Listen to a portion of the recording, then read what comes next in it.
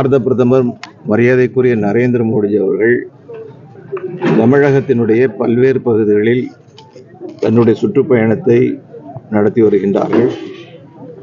அதில் ஒரு அங்கமாக கன்னியாகுமரி பாராளுமன்ற தொகுதியை பாரதிய ஜனதா கட்சி வெற்றி பெற வேண்டும் என்கின்ற உறுதிப்பாட்டோடு நாளை மறுநாள் 15ஆம் தேதி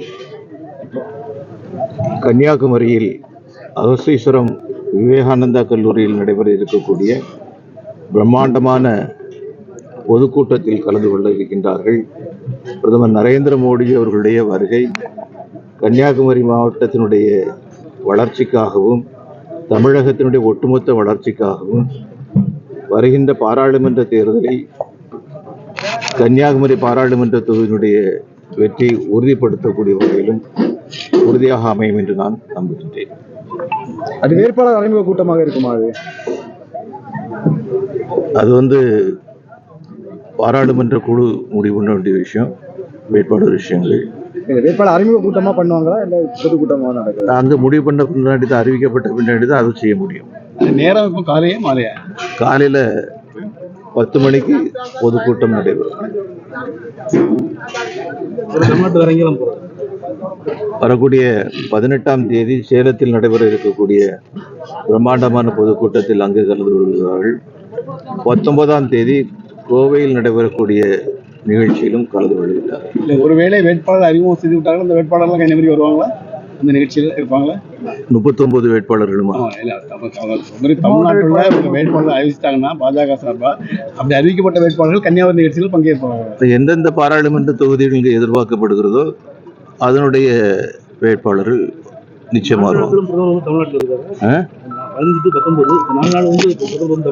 இல்ல இங்க அன்னைக்கு அந்த நிகழ்ச்சி மட்டும்தான். தமிழ்நாட்டில் காலையில 15ஆம் தேதி காலையில 10 மணி நிகழ்ச்சி மட்டும்தான். பின்னாடி பிற மாநிலங்களுக்கு வந்து போறோம். சமத்துவ மக்கள் கட்சி இணைப்பு எப்படி பாக்குறீங்க? வரவேற்கின்றோம்.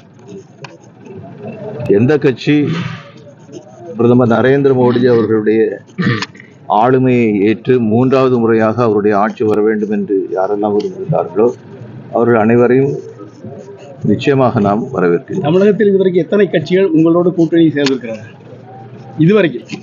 இதுவரைக்கும் உள்ள விஷயங்கள்லாம் நம்ம இப்போ வெளிப்படையா பேசக்கூடாது. ஏன்னா நான் அந்த குழுவில் ஒரு காரணத்தினால பேசவே முறையா இருக்காது.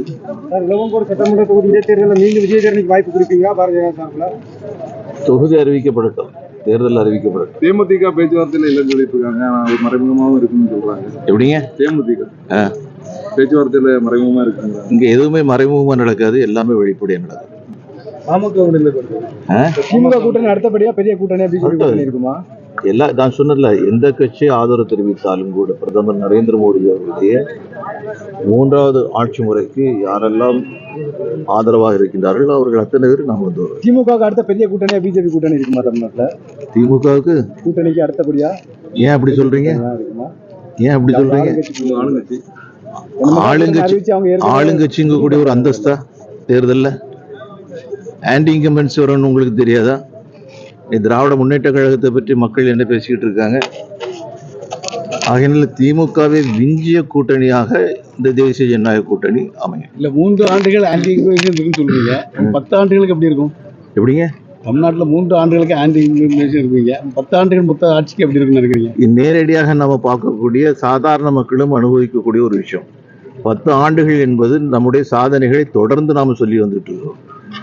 எந்தெந்த விஷயங்கள் அயல்நாட்டு உறவிலிருந்து அடித்தட்டு மக்களுடைய வளர்ச்சி வரைக்கும் பிரதமர் நரேந்திர மோடியுடைய அரசாங்கம் என்னென்ன விஷயங்களை செய்திருக்கின்றோம், எத்தனை லட்சக்கணக்கான கோடி ரூபாய்களுக்கான திட்டங்களை கொடுத்திருக்கிறோம் அப்படிங்கிறது கன்னியாகுமரியில் இருக்கக்கூடிய குக்கிராமத்தில் இருக்கக்கூடிய மக்கள் முதற்கொண்டு காஷ்மீர் வரைக்கும் அது பறந்து விரிந்திருக்குது. இந்த தேர்தலில் முத்திரா வாக்கியம் ஏதாவது இருக்கு? பிஜேபியோட முத்திரா வாக்கியம் என்னவா இருக்கு? மீண்டும் மோடி, வேண்டும் மோடி, மீண்டும் மோடி. நன்றி சார்.